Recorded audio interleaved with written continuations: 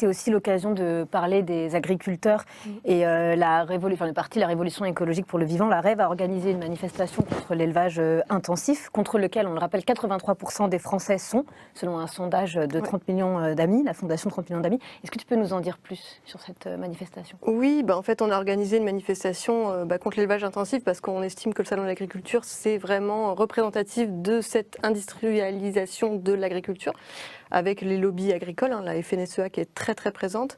Donc pour nous, c'était évident qu'il fallait manifester contre. Le problème, c'est qu'en fait, vous disiez tout à l'heure qu'il était hors sol, en effet, puisqu'en fait, et d'ailleurs, il reproche à certaines personnes de ne pas vouloir le débat, mais en fait, c'est lui qui ne veut pas de débat, puisqu'il est totalement verrouillé dans un vase clos d'un entre-soi, avec des gardes du corps autour de lui qui empêchent toute forme de débat, justement. Nous, on avait voulu déclarer une manif le samedi quand il est venu. On nous a interdit ça, on a fait en semaine, puis on nous a en fait écartés dans une ruelle, on nous a averti 3 jours avant le jour. Donc en fait, on n'a pas pu vraiment manifester notre mécontentement. Donc on est venu tracter devant. Et en fait, comme tu le disais, il y a 85%, même selon certains sondages, des Français qui sont contre cet élevage intensif, qui est néfaste à la fois aux animaux, parce que souvent on relègue ça un peu au plan des animalistes purs et durs, mais en fait c'est pas ça.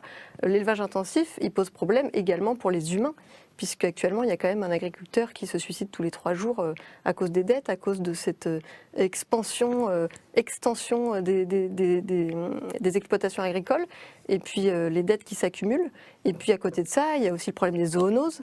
Il y a quand même quasiment 100% en fait des zoonoses qui sont créées par la concentration d'animaux, donc par les élevages intensifs. Et puis ça pose aussi question pour la planète, puisqu'on va déforester. Voilà, donc ça pose aussi question par rapport au réchauffement climatique. 14,5% des émissions de gaz à effet de serre sont engendrées par l'élevage intensif. Donc voilà. Donc pour revenir à cet extrait qu'on a vu, c'est vraiment un président hors sol qui ne veut pas le débat, qui est, je pense, il y a quand même une petite pointe d'arrogance quand même, parce qu'on voit qu'il sourit en plus quand il nous parle. Donc vraiment, c'est très agaçant et du coup ça pousse aussi au blocage et aux actions un petit peu plus fortes.